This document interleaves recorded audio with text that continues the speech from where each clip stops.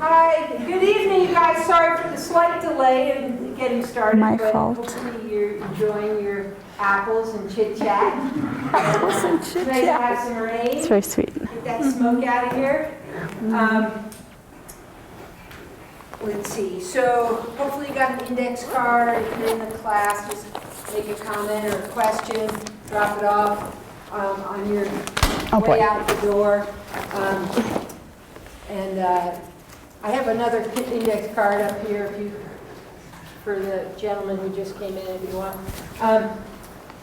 So when I started to organize this series, you know, I thought it would be nice to just have an opportunity to feature the work of my friends and former students and colleagues, and I think I can fairly say that Kiki and Paulina fit in all those categories. And so it's a real joy, actually I'm going to get choked up a little, to introduce them to you tonight. They both were graduate students who studied with me about, 15 to 20 years apart, not to date you. Date away. Date away. And they connected when Paulina came here to study several years ago now, maybe about 5. When she first came here, she said she was interested in seed, and I said, you got to talk to Kiki. And they hit it off, and they're still working together all these years later. And you're going to hear about the work they're doing tonight and why it's so important. I'll start with Kiki, although Paulina's going to kick off the comments. When Kiki came into EBST, I think it was 2004, and I was so happy to recruit her here. She had been working for the Center for Food Safety in Washington, D.C., and I just knew this person had a spark and a passion. Turns out she's had tremendous experience since then as well. Over 20 years of work in the area of concentration of economic power, which we heard about last week from Gilles, but Kiki's work is focused on seed. She probably knows more about Monsanto than anybody I know, and they fear her. But until recently, Kiki was a communications director and policy director at the Organic Seed Alliance, and before that she worked for an organization called the Organization of Competitive Markets. She's worked with the Center for Rural Affairs, the National Family Farm Coalition, and other groups. She is currently an outreach program manager in the Department of Plant and Agroecosystem Sciences at the University of Wisconsin-Madison, where she's working on a project that's working in partnership with the USDA, and we'll hear a little about that tonight. So, and Paulina Jenny is working with Kiki at that same outfit out of Wisconsin, although they both live here. And when Paulina isn't flying off the mountains as a paraglider, she's doing great work as part of this Farmers Seed Liaison Initiative. In 2023, she was a co-author of a report for USDA called More and Better Choices for Farmers, Promoting Fair Competition and Innovations in Seed and Other Agricultural Inputs. She has a BA in English and Environmental Studies from the University of Arizona. She got her master's here in Environmental Studies, as I mentioned. Her professional paper was a collaboration on intellectual property rights, a project that she did for the Organic Seed Alliance under Kiki's supervision and guidance, and it can be found on the Organic Seed Alliance website. So how cool is that, right? Instead of just having your master's thesis gather dust in Mansfield Library. It's not that there's anything necessarily wrong with that, but having it's like out there in the world, easy to access via their website. Check it out. It's really neat. I'm just so happy to have both these women here tonight to talk with us about their work and share their energy and inspiration with all of you. So Pauline is going to kick it off. Okay, thanks, Neva. I feel like you did a better job introducing me than I would have done, so I'm not going to bother, and I'll just dive right into it. So tonight we're going to be talking about the concentration of economic power, intellectual property rights, and genetic diversity in the seed system. We'll do that by briefly giving you sort of a short history of seed intellectual property rights. Then Kiki's going to talk a little bit about market consolidation and the consequences. From there, we'll go to genetic diversity and seed system resilience, and then we'll talk a little bit about where we're going to go from here. So I want to start by talking about something that I think all of us probably know, but maybe some haven't thought about in a while, which is that everything about our modern society is the result of human relationships with seed. So for millennia, humans have been saving, selecting, passing on, passing down seeds that meet different environmental, cultural, and culinary needs. And the act of doing so, generation over generation, has really given us the diversity of domesticated crops that we have today. So as we all know, new genetic combinations create variation in a population, and then selecting and saving the seeds that have sort of desirable variations and that are best suited to the environment sort of enables humans to evolve in tandem with seeds. And that fact was well known to the US government when it initiated its project of colonization. And really made it its mission in the early days to send farmers out onto the land and to try to identify the crops that were best suited to the interests of the agricultural industry. And so this sort of became like a pet project of the Commissioner of Patents in the early 19th century. And so he would collect seeds from different indigenous tribes here and from around the world that his naval officer friends and various ambassadors would bring back from overseas. He'd sort them in the basement of the patent office, and then he'd send them directly out to US farmers. And this program that he had sort of initiated became really robust and eventually was formalized as part of the patent office's mission. So in 1836, the Patent Office actually officially began distributing seeds to US farmers, despite the fact that the Patent Office actually didn't have anything to do with seeds at the time. It was totally inconceivable that you would be able to get a patent on a seed or a plant or any living thing, for that matter. But it did so under this sort of broad mission of promoting innovation in the US. And so by 1861, that program had gotten so big that the Patent Office was actually sending 2 million packets of free seed to farmers every year. So much so that the very next year in 1862, this division of agriculture that was in the basement of the Patent Office got elevated to its own department. Abraham Lincoln signed the Morrill Act and created the US Department of Agriculture, whose primary mission was to procure, propagate, and distribute among the people new and valuable seeds and plants. The same year, 1862, the US passed the Homestead Act. So the government was essentially, as probably a lot of you know, stealing land from indigenous people and then sending free seed to the farmers who occupied them. And it did so by sending seed to Congress members who would then send the seeds out to their constituents.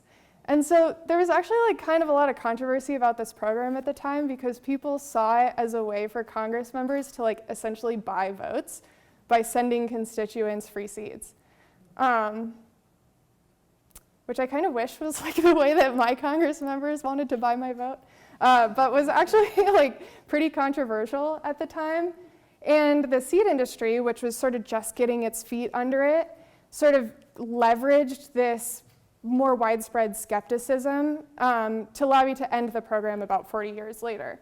But I think it's important to sort of keep in mind that for about 100 years, the US government made it a part of its formal budget to send farmers free seed.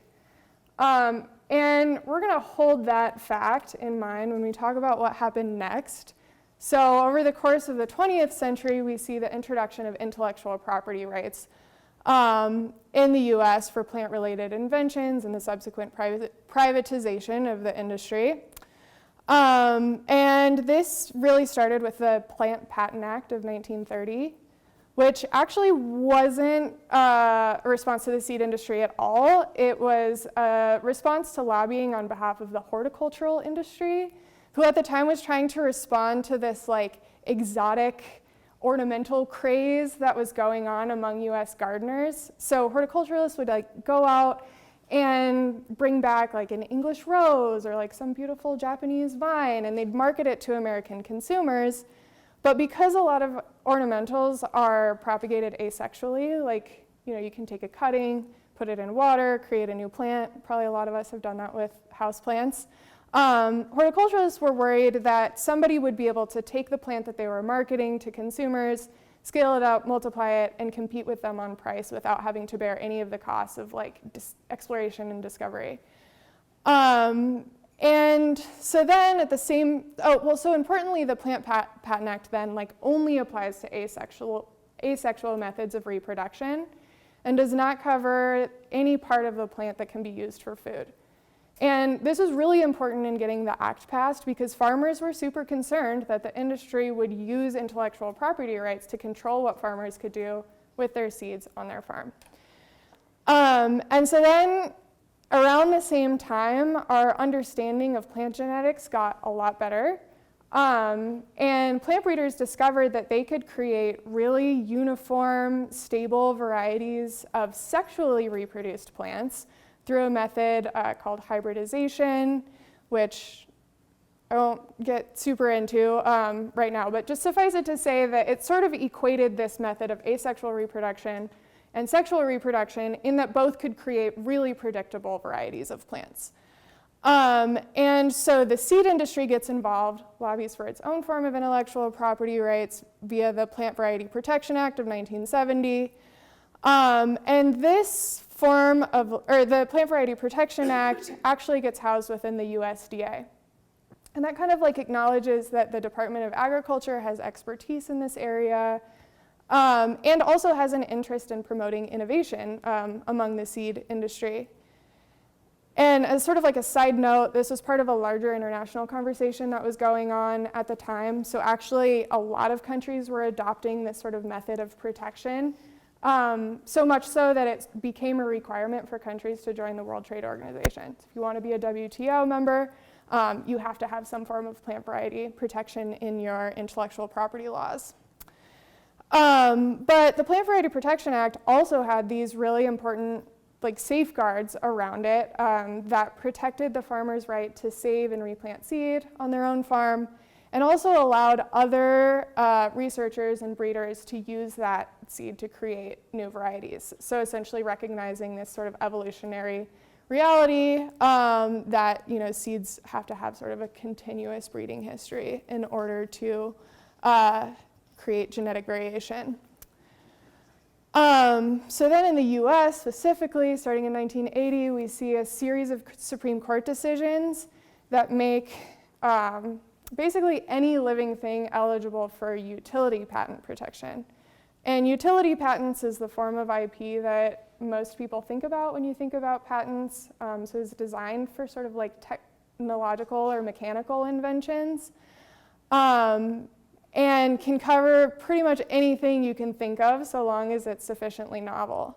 So the seed industry started using utility patents to protect plants, seeds, plant parts, different plant traits like drought tolerance or disease resistance, methods of observing and analyzing plants, different forms of packaging for plants, the list goes on and on, pretty much anything you can think of.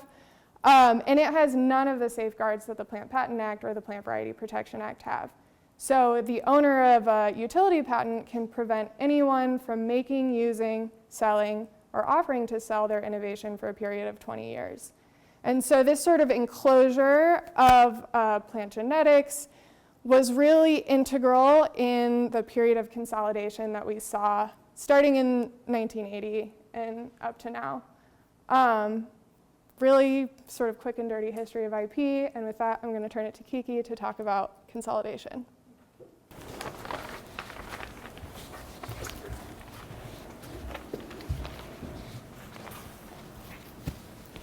All right, thank you, Paulina. Can you hear me okay?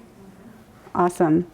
Well, as we just heard from Paulina, seed once was largely managed by and for the public as part of our cultural heritage and part of, I would say, our common good. If we fast forward to today, we see that seed is managed and largely owned much differently. Seed, in a very short period of time, in a matter of a few decades, has become one of the most privatized commodities and agricultural inputs that we have today.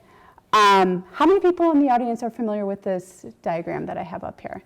It was put together, okay, a few people. It was put together by Dr. Phil Howard at Michigan State University, who does a really good job of illustrating the evolution of concentration of market power in various retail spaces, including the seed industry. So here we see the acquisitions and mergers that occurred between 1996 and 2022. Paulina just referenced briefly that consolidation started happening even before this time. So after the Plant Variety Protection Act, there was a wave of serial acquisitions after plant variety protection certificates were allowed to be awarded on finished varieties, and therefore owners of those plant variety protection certificates had exclusive marketing rights to those varieties. And that led to dozens of acquisitions in the burgeoning seed industry at that time throughout the 70s and 80s.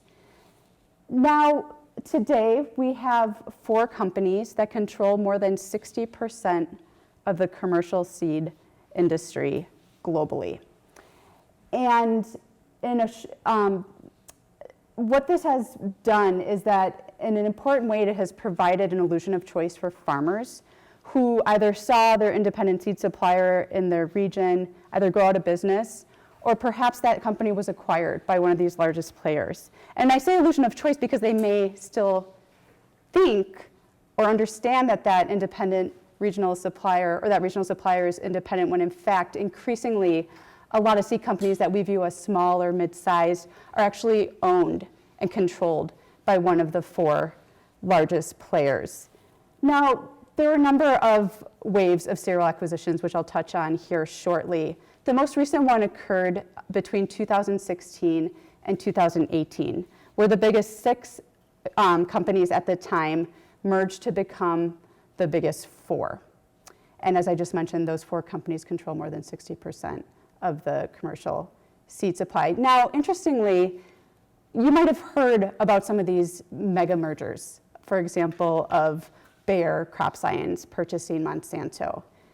What we don't hear about are a lot of other mergers and acquisitions taking place, but that aren't making the headline. So for example, in 2018, Dr. Phil Howard documented 56 additional acquisitions and joint ventures that were completed in that year among seed companies.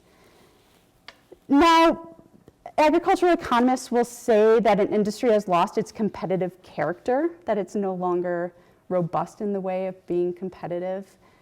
When the concentration ratio of the 4 largest firms equals 40% of that marketplace or more, so controlling 40% or more of that retail space. In seed, we have exceeded that benchmark. And it's also instructive to look at specific crop industries where the concentration ratio of the top 2 companies control more than 70% of all the corn planted in the US, so of the corn acreage, and more than 60% of soybean acres in the US. Just the top 2 seed companies. So how did we get here? Well, for one, we've seen dozens of acquisitions and mergers take place over the last several decades because, for one, of lack of antitrust enforcement. So seed companies were allowed to merge or be acquired with little to no challenges from our Department of Justice, which has the authority to review and stop potentially anti-competitive mergers. So for example, the Monsanto company in the 90s achieved its #1 position in the seed industry in less than a decade. Now, mind you, before becoming a seed company, it was primarily a chemical company, and then it entered into agricultural biotechnology in the way of genetically engineered traits, which I'll talk about here shortly. But in less than a decade, the dominant player at that time was able to achieve that level of market power in less than a decade. Now, another reason that we saw consolidation happen quite rapidly and extensively in the seed industry is because of the introduction and expansion of biotechnology. So again, I'm talking about genetically engineered traits. These traits are largely sold in commercial corn varieties, soybeans, cotton, canola, as well as alfalfa, sugar beets, and other crops. And the traits, when they came on the marketplace in the late 90s, were rapidly adopted. They were quite popular among growers. For example, the most popular trait, Roundup Ready, allows Roundup Ready crops that have this trait to survive applications of Roundup or other glyphosate herbicides, glyphosate being the main ingredient in Roundup. And you see here in this chart from the USDA's Economic Research Service that most major crops, again, the ones I just mentioned, especially corn, soybeans, and cotton, are planted with one or more of these genetically engineered traits. And again, each of those traits is tied to a utility patent, as Paulina described, or some other IP protection that in return rewards the IP owner an additional fee or royalty. So one reason, again, why concentration was a result of this technology being introduced and rapidly adopted is because that exclusive ownership of the IP rights on these very popular traits allowed these companies, especially the IP owners, to amass financial resources that then allowed them to quickly buy up their competitors. And at the time, because these largest players were mostly investing in the biotech traits themselves, they actually didn't, in their own research and development programs, have high quality, elite, regionally adapted germplasm. And by germplasm, I mean the whole genetic package, the finished variety that farmers rely on. And so as part of this wave of acquisitions, again in the 90s, early 2000s, these trait owners were largely focused on buying up smaller competitors whose germplasm, whose finished varieties that farmers loved and relied on, could be then acquired and used to distribute their proprietary biotech traits. Are you following me with that? Okay, so that led to another wave of mergers and acquisitions. It's no surprise then that in 1998 we saw the most mergers and acquisitions take place in the seed industry. This is within 2 years of the most popular genetically engineered traits, especially Roundup Ready, being introduced into the marketplace. Now, as I mentioned, the IP rights on these genetically engineered traits, but also increasingly finished varieties, as Paulina referenced, allowed companies to amass financial resources that then led them to acquire other companies, other resources. And it's no surprise then that the top 4 firms in terms of retail market sales are also the top 4 firms in terms of ownership of utility patents on seeds as well as other IP protections, including plant variety protection certificates.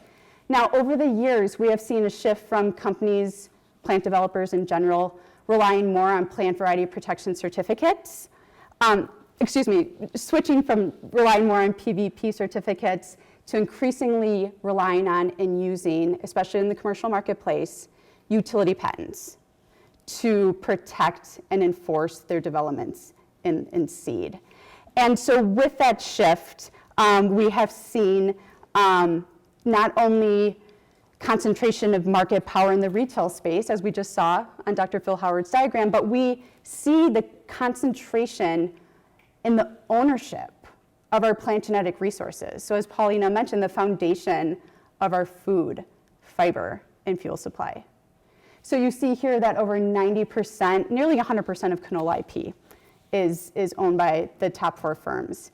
And the concentration ratios here, again, just mimic those of what we're seeing in terms of market power in retail sales. What this has resulted in, especially because of the shift from PVP certificates, which, if you recall, Paulina mentioned that law, the Plant Variety Protection Act, allows for seed saving of PVP protected varieties for your farm's own use. It allows for research and breeding so that we are not locking up plant genetics and making them inaccessible to other plant breeders and researchers and innovators, including farmers on their own farms. But with this shift from PVP to utility patents, where they can be enforced to restrict research, plant breeding, seed saving, and a number of other practices actually, we've seen research and breeding programs siloed into a handful of private programs, especially when we're talking again about major commodity crops. The vegetable industry is still much more decentralized, and yet unfortunately we do see some of these trends happening there as well. So some of the consequences may not be surprising. For example, given that research and breeding has been siloed into a few private programs, and because there are often restrictions on research and breeding, we have seen options go down for farmers in the commercial seed space. And that means that farmers don't have as many seed choices as they did decades ago and have to rely on what these companies are investing in rather than, say, independent suppliers that may have their best needs at heart or understand their needs better, especially at the regional level in terms of regional climates, environmental conditions, as well as market needs.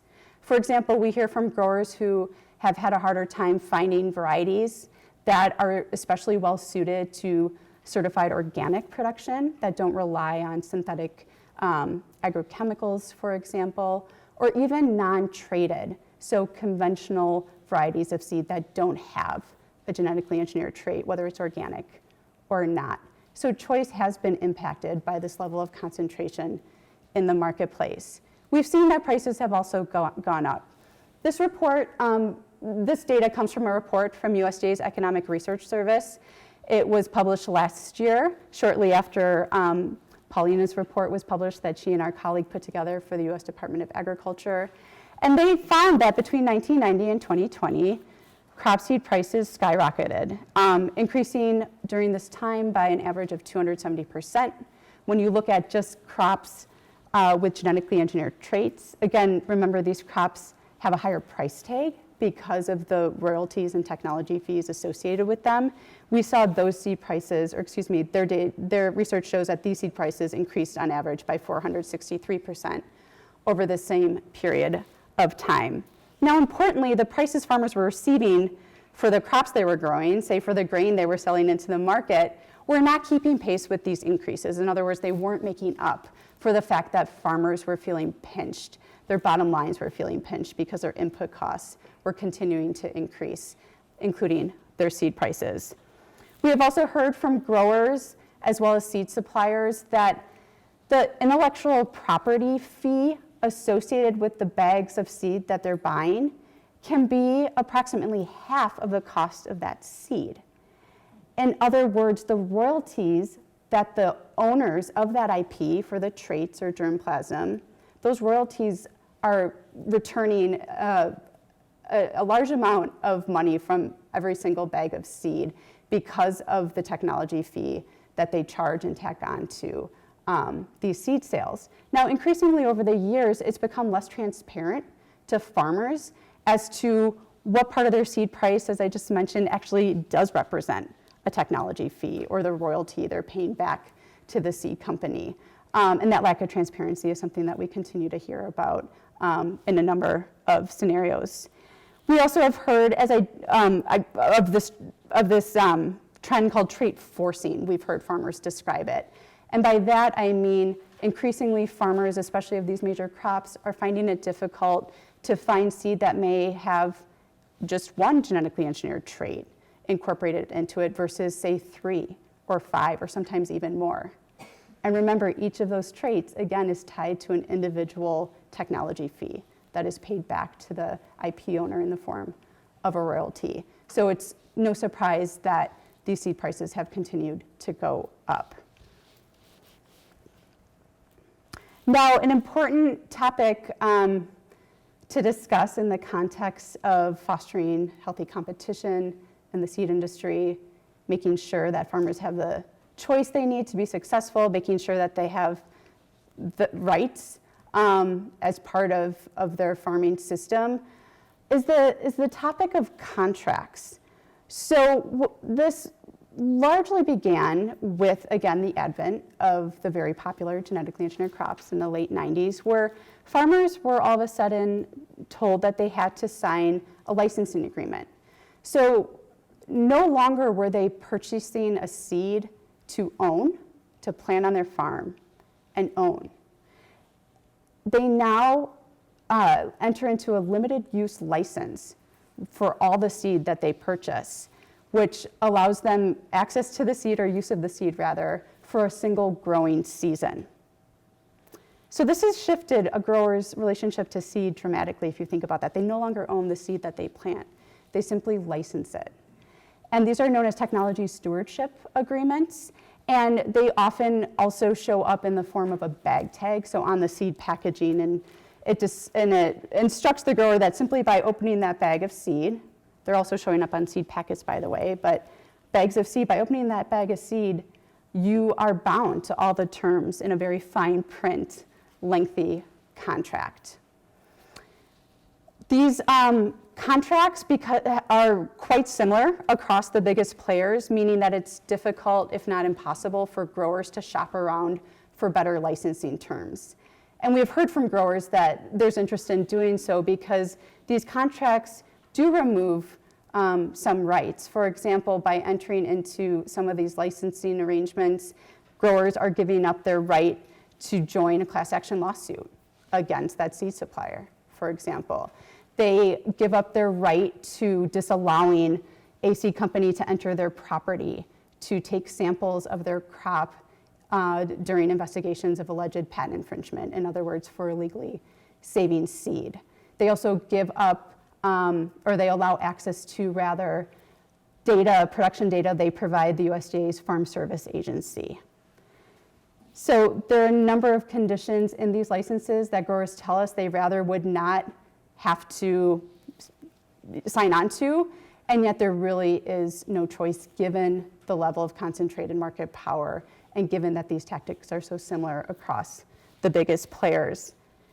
And very few people in the seed industry, in the seed community, are immune to the consequences of these contract agreements or immune to just their very existence. In other words, even public plant breeders at universities like Montana State University or elsewhere often have to enter into some type of license with companies in order to use those plant genetics, that variety, in their plant breeding programs, in their research, even in conducting a variety trial where they might plant different varieties from different companies of, say, a field corn variety in order to collect data, report that data back to farmers in their region so growers know how those varieties performed, and it would inform their choices, right, in the marketplace, which is very critical to a farmer's success. It's also very critical in the context of our changing climate to understand which plant genetics, especially those in the commercial marketplace, are performing well and successfully in variable environmental conditions, especially conditions with depleted resources, and again, just overall changing climates that are becoming less predictable. And lastly, these contracts, for the most part, typically restrict research, breeding, and seed saving, regardless of what IP protection is on that variety, be it a utility patent or even a plant variety protection certificate. With that, I'm going to hand it over to Paulina.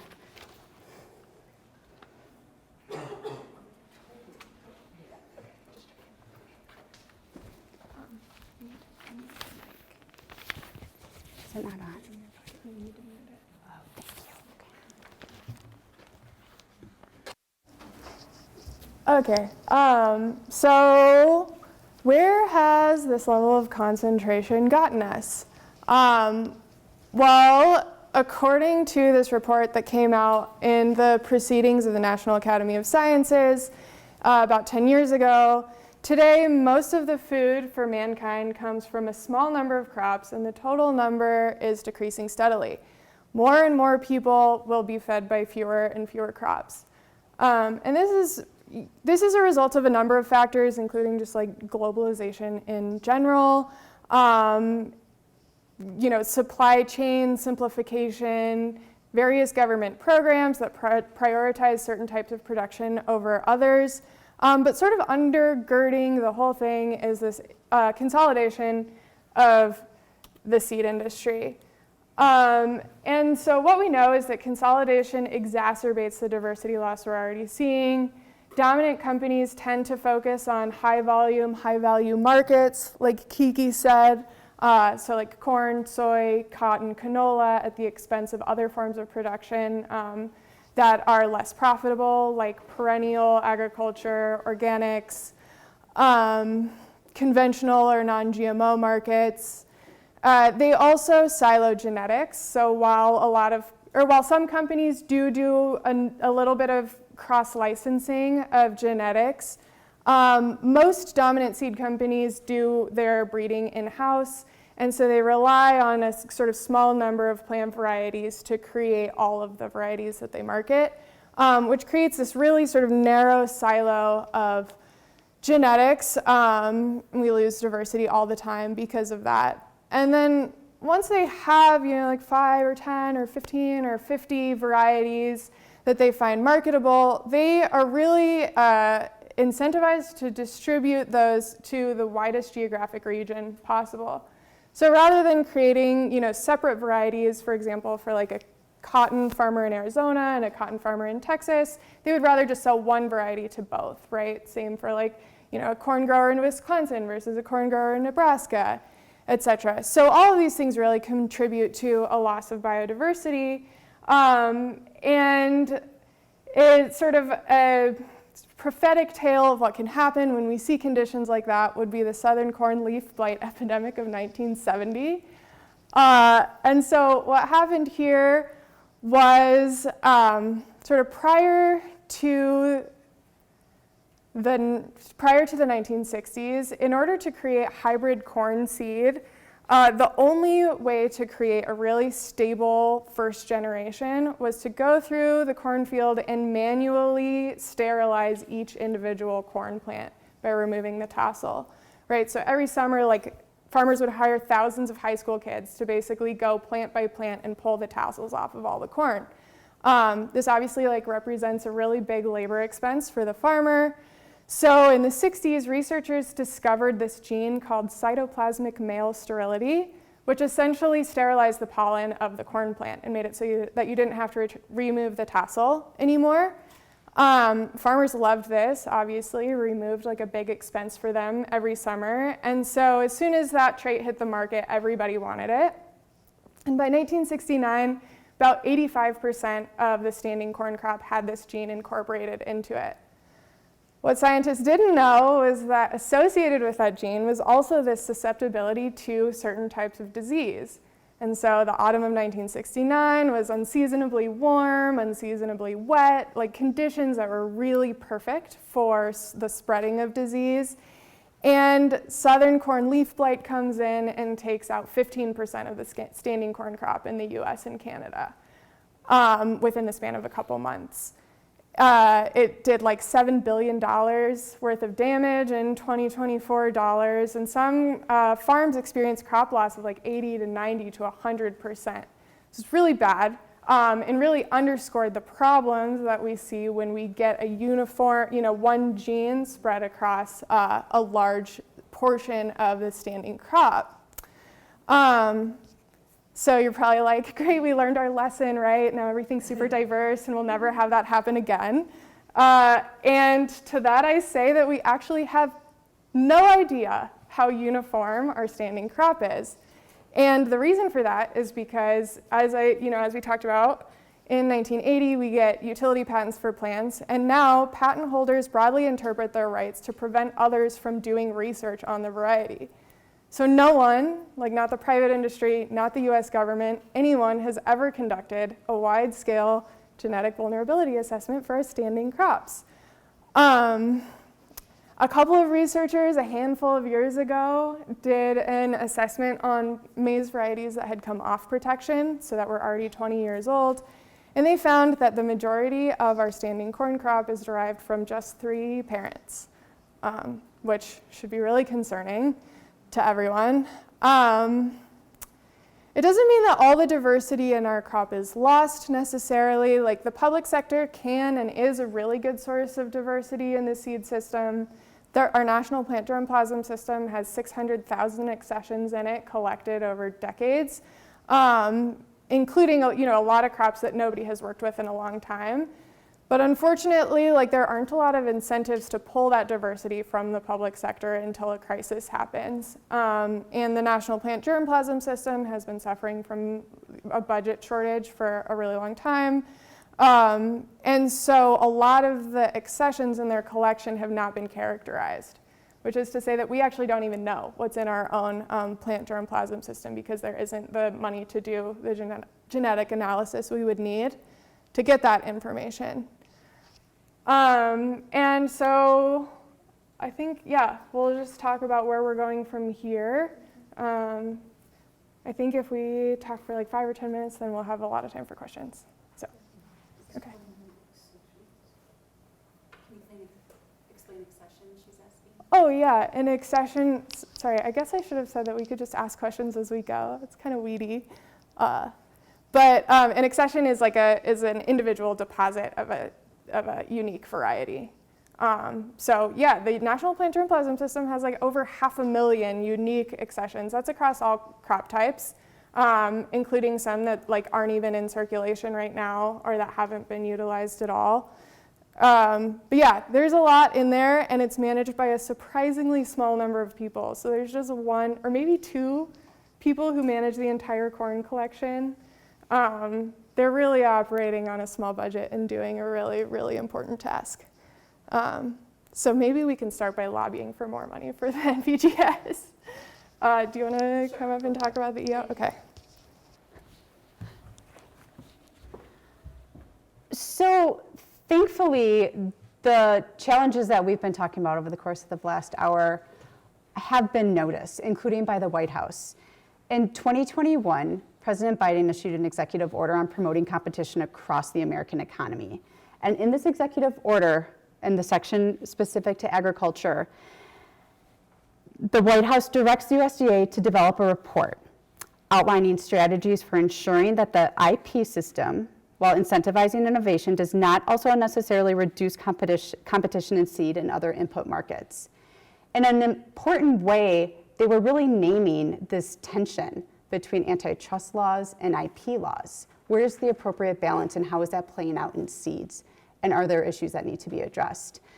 The report that Neva mentioned when introducing Paulina was the result of this executive order. So Paulina and our colleague, Dr. Julie Dawson at UW-Madison, who's a professor and plant breeder, co-wrote that report with our colleagues at the U.S. Department of Agriculture called More and Better Choices for Farmers. It was released in March of last year.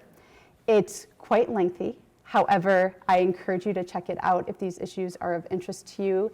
It includes dozens of recommendations that we as academic collaborators with the U.S. Department of Agriculture are helping to move forward.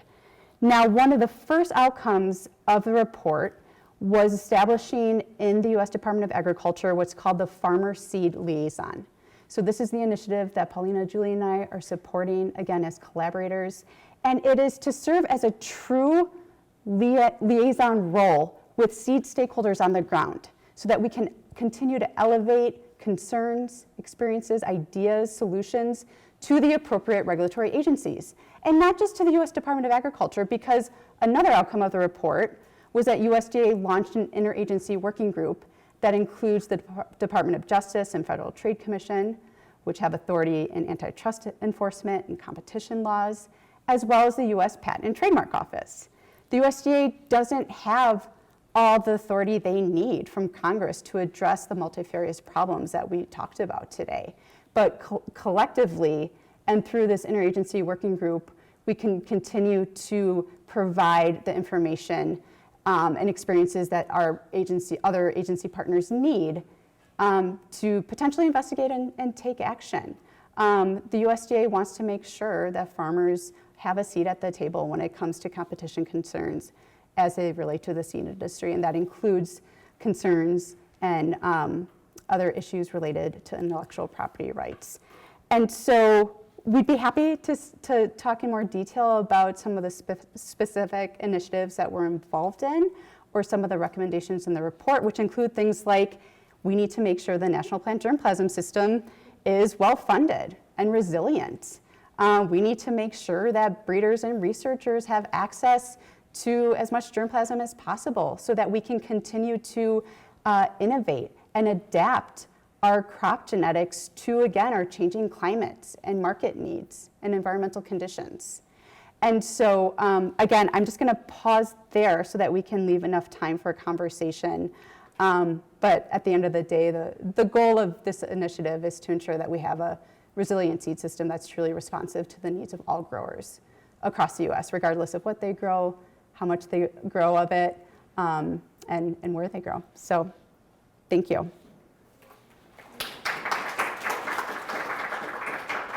And I'll leave these resources up here as well if you want to check out more about this collaborative work. I will say quickly that we are here wearing our UW-Madison hats. We're not here representing the US Department of Agriculture, so just want to state that for the record. Paulina, do you want to come up for questions, Joe? I'll just let you. Yeah. Are there questions? Ideas? Vicki? So these guys don't bother to go after the little nonprofit seed saving groups and seed libraries and things like that, because they're mainly vegetables, garden vegetable seeds. If they were to get into cotton seed or something like that, then they go after them? Yeah, not that I'm aware of. There isn't evidence that they are pursuing, say, lawsuits against the smallest initiatives, especially small nonprofit seed saving groups. At the same time, what these practices have led to, including the licensing arrangements I described briefly that sometimes show up in the form of bag tags, is that there's a lack of clarity about what all that language means and what growers can and can't do with the seed that they're purchasing, or in some cases just licensing for a limited amount of time. So that lack of clarity is also having a chilling effect on plant breeding and research more broadly. And that's something that was surfaced in this More and Better Choices for Farmers report, is how do we support plant breeders in providing more clarity so that, again, they're not shelving, say, an important plant breeding project that farmers really need because they're afraid they're gonna be sued because they don't know where their freedom to operate resides. Go ahead. Where and how do, especially like, not just like smaller scale farmers, find seeds that aren't by these companies? Because like at this point, like when I Google it, they only show me the products. They won't actually tell me like this is this organization or this is this organization that you can look at or be a part of. Like it's difficult on the internet to actually find that. So like I know that word of mouth is a lot better in that way. So do you have any ideas or like?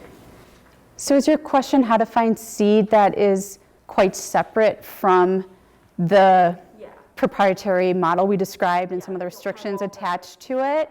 Yeah, I mean, Paulina, do you want to weigh in too? I'm happy to take a stab. Yeah, go ahead. I mean, first of all, as I mentioned, there's generally a lack of transparency around not only at times what variety you're actually getting. Sometimes that variety is not apparent and you just see a brand name, for example. This is especially true with the bigger crops, but there's also a lack of transparency largely when it comes to what, if any, IP protection is associated with the seed you're purchasing. And so that is an issue that has been elevated a number of times and that we're well aware of, just to name that outright. I think the best thing you can do is to contact seed suppliers you'd like to buy seed from and to let them know that these issues are of concern, to ask pointed questions. Are any of the plant genetics in this variety patented? Are there restrictions on what I can do with it? If that's not apparent, because I think the more people who contact seed suppliers with these questions and concerns, the more they're going to be responsive if they're truly interested in being responsive in a competitive marketplace by providing more of that information. For example, since over the last 10 years, some of the smaller to mid-scale vegetable seed companies that I know, for example, organic growers very much rely on, such as Johnny Selected Seeds or High Moine Organic Seeds. I'm not, for the record, endorsing these companies. I'm just using them as an example that increasingly they actually list IP protections next to their variety and sometimes go as far to explain what those IP protections mean. Because specifically what I'm wondering is like being able to like collect seeds from somebody's garden, like do more community and other stuff with it, so you don't have to actually go out and like be forced to buy things that like somebody who wants to like grow something small can go and be like, hey, like aside from just a seed bank, like in the community, like just generally. Yeah. Like, Yeah. I'd like for that to happen, but I don't want like it to become like, because I don't know how they'd figure it out unless. This kind of connects to Vicky's questions about like who they're really enforcing IP rights against, and I don't think it's backyard growers for what that's worth. I don't know if you would add anything, Paulina. No, yeah, I think that's right. I think I agree with everything you said about just making, the concerns about that apparent to seed companies. And even though, like dominant companies aren't, like you said, like how are they ever going to know? Can't endorse like guerrilla seed saving, but so even though they're not, they probably are not enforcing these issues against seed savers, seed libraries, etc. They do, I think the dominant companies rely on this intimidation, so they want people to assume that they can't save seed from their garden or from even other seed suppliers because it behooves their or it supports their market power. Further entrenches it. So Kiki wrote an article, what was that, like 5 or more years ago, about one of the dominant seed companies, BASF, who sent this letter to like hundreds of small seed companies, many of whom they'd never even worked with, that just said, hey, just letting you know, here's all of the patents that we own. So if you're working with any of them, like watch out, basically. So we know that this like intimidation, this lack of clarity is a tactic that dominant seed companies use. And this was vegetable seed companies, just to be clear. Yeah. That they sent those out to, yeah. And there are some local seed saving networks that you might plug into, and if you haven't, I can try to remember to email out the name of the local one. But this comment about the BASF intimidation reminded me of a number of years ago when some of the company, it was like it was like one of the seed trade organizations was sending out or putting out ads that encouraged people to try to turn in their neighbor, farmers, targeted them to turn in their neighbor. And this kind of intimidation has been a real tactic. It's really kind of creepy. Yeah. They still do that. Go ahead. Oh, I was just going to say, when I first started working with the USDA in 2022, actually the intellectual property page on the USDA AMS website was a link to that ad. So we got that taken care of pretty quickly. But yeah, it just goes to show how widespread that campaign can be. Yes. Can you talk a little bit about how the systems that you described intersect with native seeds, especially in the context of traditional food systems or agricultural adaptations, or the massive seed stock that's needed for restoration work? Yeah, great question. Do you want me to start or do you want? Sure. Okay. I mean, I'm going to point to a couple things, one of which I'll start on a positive note. I'm aware of more and more land-grant university plant breeding programs partnering with tribal communities to rematriate varieties that used to be like at home in their communities. And so there's some really positive developments in that area, which I'm happy to see.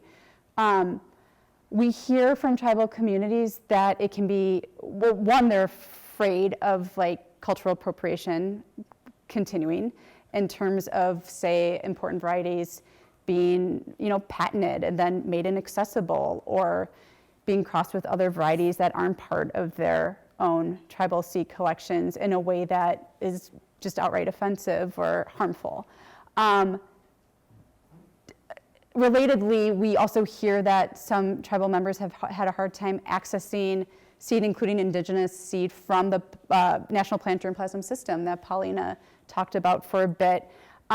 Those are concerns that we have heard in the way of, if for example, formal researchers and breeders who might have a university email address take priority over other members of the public. And so that is a concern they're hearing loud and clear, and very much relates to your question of like basically bringing seeds home to communities who were their original stewards. But the last thing I'll say, and maybe you can speak to this more, Paulina, is one area of our work is trying to make the utility patent system, or just the Patent Trademark Office, more accessible to the seed community. And by that I mean understanding which patents are even pending on varieties right now, and how do I view those pending patents, and if one of those patents looks awfully familiar to, say, a tomato variety that I'm working with, then I'd like to submit this tomato variety that is already in the public domain, if you will, as prior art. And then the patent examiners who are charged with either approving or denying that patent have more information in order to inform their choice about whether to administer that patent or not. There has been discussion over the years about creating a database of sorts, including for tribal knowledge. There's one actually that was started in India to this effect. But in the United States, is there a need for essentially a clearinghouse that serves as defensive publication, so that, say, tribal communities could submit culturally important varieties, and in so doing, this was a resource that then patent examiners could consult, so that it was just one strategy in trying to protect existing indigenous knowledge. What we heard on this idea and others that are similar is that tribal communities are also concerned about making these culturally important varieties too well known and accessible. And so, and of course, tribal communities are not a monolith, so they have different ways and knowledge bases and strategies for working to protect this cultural knowledge. I'm going to just stop there and let Paulina respond, but those are just a few things that come up for me in response to your good question. Yeah, definitely. I think all I would add is in response to like the native seed deficit in particular, I think what we've seen is like the dominant model for the seed industry in the past several decades is that companies extract value by getting intellectual property rights on the products that they're selling, right? That's like the only way to make a seed, one of the only ways to make a seed company really, really profitable. Because as we know, seeds like multiply themselves, so it's not really a good business model to sell things that replicate on their own.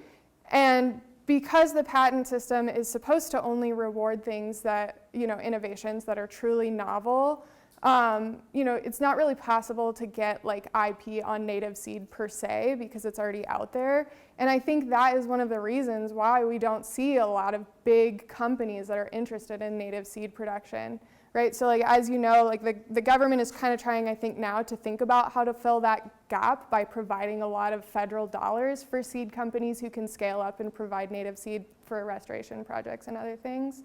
But I do think it's an unanswered question about like how to incentivize companies to fill that role. Yeah. With less and less genetic diversity, like we talked about, like the majority of corn in the U.S. only has three parents to it. How have we not like suffered a more widespread plant crop epidemic? Is it just like not talked about, or are there like issues that are happening behind the scenes? Great question. Yeah. Do you want to repeat it? The idea.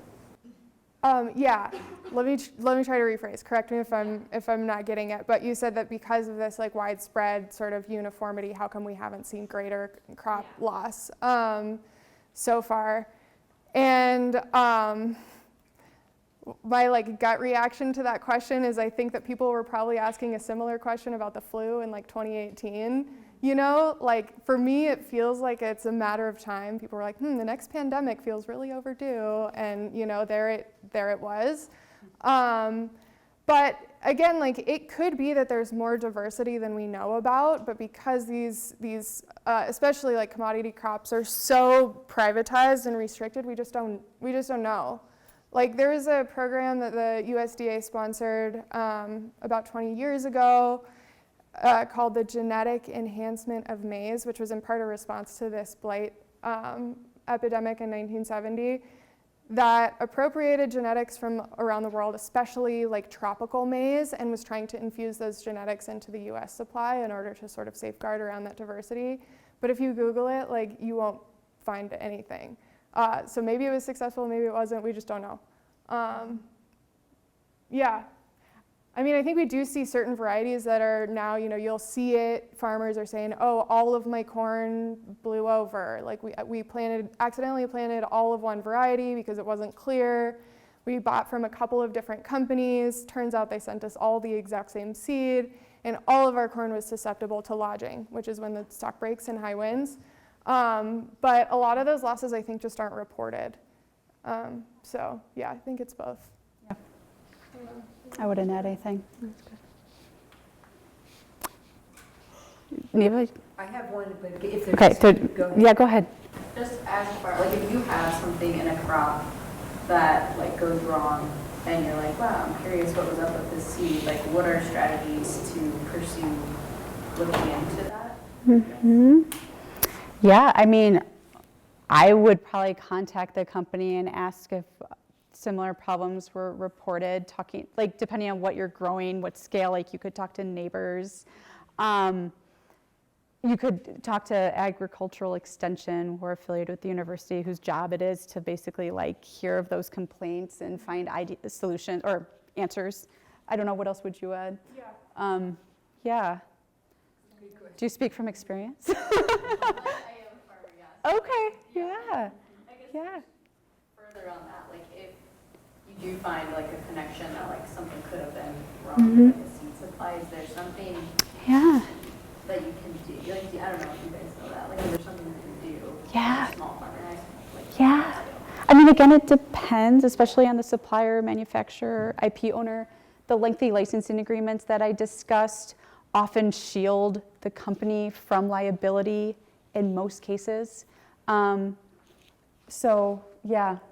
Yeah, I think that's true. I think one of the models that smaller seed companies use to compete, because they know they can't compete on price against these big companies, is offering really good customer service, Yeah, right? good. If you're getting your seed from a small supplier, they really want you to be happy with it. So I think often like calling them and being like, hey, I had a really weird result from this packet of seed you sent me. I think a lot of them would be happy to replace it. Yep. Yeah, I definitely have heard that, like especially with field crops. I know a small-scale vegetable seed grower he was growing a seed crop for a small company, and it didn't really produce seed, and it was, you know, not expected. It came as a surprise to the seed company, and you know, in that instance, they could absolutely negotiate like a way forward that, especially the grower benefited from a standpoint of fairness. Yeah. Vicki, yeah? The USDA, so they're the ones who monitor the patenting of seeds, right? No, they don't. So the patent, yeah. So they're not necessarily farmers then. Exactly. Do they sometimes make mistakes and allow the patenting of what had been a long-term indigenous seed? Somebody comes in and claims they did something innovative with it and lets them patent. Because I've heard of some cases like that. Yeah. People have brought seeds from Mexico where they've been, you know, in their community for generations, a particular seed. They came up here and next thing you know, they're getting challenged saying, hey, I've patented that seed. Yep. Want to talk about Enola? Yeah, I would. So yeah, there's a really famous case called the Enola bean, which was exactly as Vicky described it. Like somebody went into a Mexican market, bought a bag of yellow beans, came to the U.S., grew it out for like 1 or 2 generations, and then patented this new variety of yellow bean, and then wanted to charge Mexican farmers like a tariff essentially to import it into the U.S. And unfortunately, the way the patent system is set up, once a patent has been granted, the only way to invalidate it is to challenge it in court, which can be really expensive. And so in that particular case, some scientists from UC Davis got involved and helped do the genetic assessment that eventually ended up invalidating the patent. But absolutely, examiners make mistakes. A couple others are coming to mind. Like there's a patent on any variety of lettuce that's red through the heart, which, if you know about farming, you've probably seen a red variety of lettuce. So but the examiner didn't know, or it wasn't in the literature, or they didn't find it, or whatever. And so, one of the things that we're doing right now, as Kiki mentioned, is trying to make these pending patents more accessible to the public. Because before a patent is granted, anyone can submit literature to the docket that the examiner has to review, and it's free for the first 3 submissions. At the same time, who has time to read every single patent related to seeds that gets published? So it's sort of a Sisyphean task. The answer to that question is me. I'm the person who reads all the patents every week, but I don't know what's out there, so it's definitely a challenge. Didn't the United Nations take a stand on this about, protecting indigenous rights to seeds from patents in the U.S. or anywhere? Yeah, so the Convention on Biological Diversity actually has a protocol that is supposed to honor indigenous right to seeds and ensure that there's equal access and benefit sharing when the seeds are brought into the private sector. The U.S. is the only country in the world that has not signed that agreement, actually. Besides and the Vatican. The U.S. and the Vatican are the only 2 that are not signatories to the Convention on Biological Diversity. Which is really troubling considering, even when we have administrations that should be favorable to such a thing, it hasn't happened yet. And I'll just quickly say that most countries don't allow patents on plant varieties. Did you already say that? Mm-hmm. And so the US stands out in that regard. And for companies that do have patents on plant varieties, I'll say, they allow access to those protected varieties for purposes of research and breeding. The Patent and Trademark Office actually has a public comment period open right now through September 26, where they're collecting input from the public about whether they should recommend to Congress establishing a more formal experimental use exception, so basically a research exemption. And so while they're collecting comments across technology areas, across industries, they actually do name USDA's seed report, More and Better Choices, because that was a recommendation to explore what, if any, plant breeding and research exemption is necessary, or should be explored rather, in the context of plants, utility patented plants. Did I get that right? So anyway, that's an important evolution in this work, in these dialogues, is can we bring the US into alignment with the rest of the world, if only to ensure that, again, we're not locking up our plants in a way that's making them inaccessible to other researchers, innovators, including farmers, and in a way that is slowing down our adaptation to changing climates. Well, now I have 5 questions. Sorry. No, that's really great. So will that thing that just mentioned, will that help with the problem that researchers haven't been able to study the impacts of genetically modified seeds very well? If there was a more formal, It's not just about breeding. Exactly. Very good question. Yeah, NEVA is probably in part referencing the fact that back in 2009, this happens I think every year, but in 2009, Many anonymous researchers, especially entomologists studying insects, submitted a comment to the Environmental Protection Agency saying that no truly independent research can be done on essentially the pros and cons of genetically engineered crops, in this case, insect-resistant crops, because of the licensing agreements that restricted research, including just to be able to report the benefits of the products, not necessarily any of the shortcomings, potential shortcomings. And if they were to publish research, sometimes those agreements come with strings attached saying that the company or IP owner gets to review the results and say whether the research will be published or not.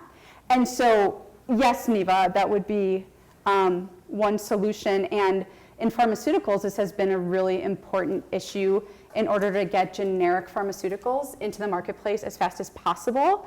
And Congress actually passed a separate law called the Hatch-Waxman Act, which allows access to pharmaceuticals for research purposes in order to kind of jumpstart the regulatory process to collect data on generic versions and submit that data to FDA so that they didn't have to wait another 10, 20 years after the patent expired in order to bring a lower cost generic product to the market. And so seed is somewhat analogous to that when it comes to the biotech traits, some of which are now off patent, and yet there are there's no meaningful generic trait market today in the United States, especially. And farmers are asking why not? Where are our generic Roundup Ready crops? Maybe you could send me that link about the rulemaking, and Yeah. I can send it out to folks, Sure. just so they can see. Yeah. We're kind of out of time, but I wondered if you might wrap up with, sort of some thoughts about working within the USDA and working the FTC, the Federal Trade Commission. I understand from just reading the paper too much probably, but the head of the FTC is under attack by big business. They don't like her. And is that kind of somewhat related to some of the work that you guys are doing? Yeah, absolutely. I don't think it's a secret that the current administration has been stronger on antitrust enforcement than any previous administration going back to the 1970s. And so, yeah, big business has been, pointing fingers at the leadership appointed to the Federal Trade Commission as well as the Department of Justice Antitrust Division. It's absolutely relevant because they have the power to, for example, review alleged unfair practices in the market. So, for example, this Federal Trade Commission has brought more suits than other commissions under their authority of the Federal Trade Commission Act, Section 5, which gives them the right to regulate and enforce unfair methods of competition. Contracts, for example, would fall under the umbrella of a potential unfair method of competition if they're being used to restrain trade, make it more difficult for new market entrants to enter a part of the sector, what have you. So it is very relevant. And of course, if there are new mergers being proposed, those agencies have the authority to review whether mergers should be allowed or if there should be certain divestitures, or even if companies should be broken up that are already in existence. So. Thank you for that. Wanna add Next week, Bruce Maxwell will be here, Professor Emeritus from Montana State University, and he'll be talking about the role of information technology and climate change, and really a lot of its potentials I think he sees, but also there are some pitfalls about who controls the technology, right, and under what conditions. So that should be fun. We'll see you here next week. Let's thank these women for their good work. Thank you.